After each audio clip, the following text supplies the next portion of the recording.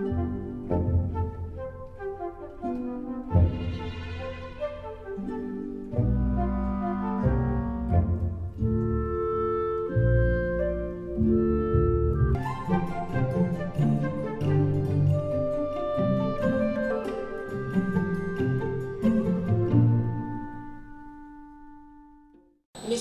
Makia Mokombo, bonjour. Bonjour madame. Vous êtes ingénieur civil en métallurgie, ingénieur civil et construction navale, ce qui nous intéresse pour notre entretien d'aujourd'hui, la construction navale en RDC. Est-ce que nous pouvons pratiquer la pêche industrielle dans les eaux de la RDC? Merci madame pour votre question. Les eaux de la RDC se répartissent d'abord, on peut dire, en deux catégories. Il y a des eaux où nous pouvons pratiquer la pêche industrielle qui sont des eaux profondes. Par exemple, nous avons l'océan Atlantique parce que nous avons une côte avec l'océan Atlantique. Nous avons également le fleuve Congo dans sa partie maritime qui est assez profonde, de Banana à Matadi, les 150 km, qui est la partie qui est aussi assez profonde. Et puis nous avons la partie qui est le bief moyen de Kinshasa Kisangani, de Ubundu, surtout de Kinshasa Kisangani, 1734 km. Effectivement, nous pouvons aussi faire une pêche que je peux dire industrielle, c'est-à-dire avoir des poissons en grande quantité. Et n'oubliez pas aussi que nous avons les lacs. Nous avons les lacs Tanganyika, Albert, et le lac Kivu, tout cela qui sont des grands lacs à grande profondeur où nous pouvons aussi pratiquer la pêche industrielle. Ce qui implique la présence des bateaux de pêche.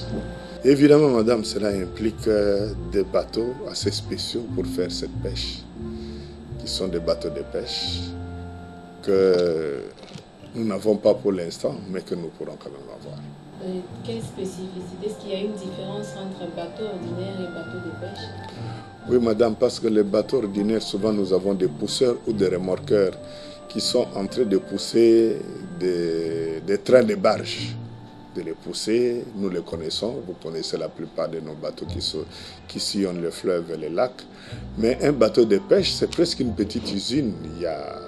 Nous avons une partie pour pêcher, par exemple les filets, les treuils qui entraîneraient les filets, qui remontent les poissons, et une partie qui contient des chambres froides pour pouvoir conserver ce poisson.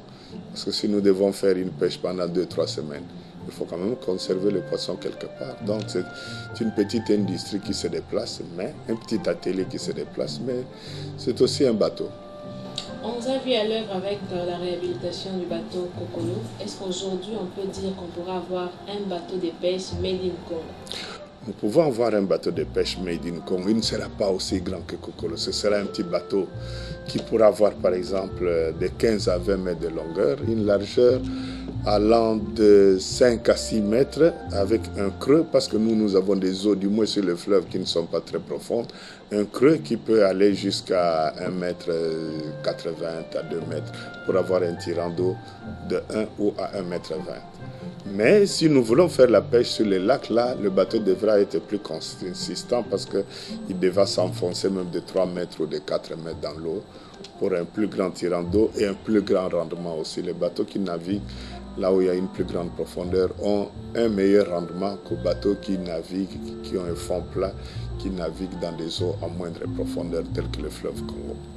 En tant qu'un technicien, combien ça peut coûter pour disposer d'un bateau de pêche qui peut pêcher sur le fleuve Congo par exemple et aussi sur les lacs? À peu près, vous estimez à combien? Bon, allons surtout sur le fleuve Congo où nous sommes spécialistes avec nos petits bateaux là à fond plat.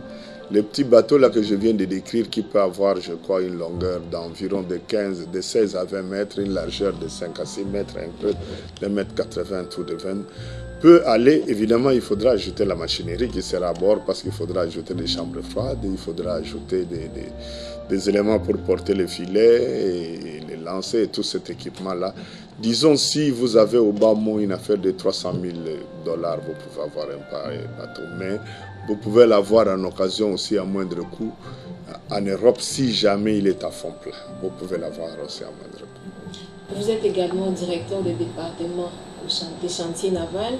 Est-ce qu'au niveau des chantiers navals, vous n'avez pas imaginé que vous pouvez aussi mettre en fait, des idées, par exemple, pour proposer la construction d'un bateau de pêche? Merci madame de la question. Je dispose effectivement des plans que nous avions dessinés au chantier naval quand j'y ai été. Le bureau d'études de toute façon est toujours là.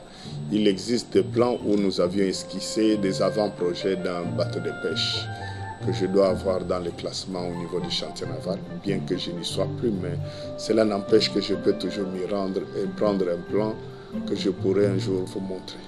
Et si on vous donnait les moyens aujourd'hui pour construire un bateau de pêche, vous pouvez livrer l'ouvrage en combien de temps? Madame, si tout est sur place, si on a tous les intrants, les tôles, les machines, les chambres froides, je crois qu'en moins de 9 mois, si tout le monde travaille sérieusement, on peut bien livrer un petit bateau de pêche. Merci. Merci bien madame. Et encore une fois, meilleurs vœux, car nous sommes à la fin de l'année. Merci madame.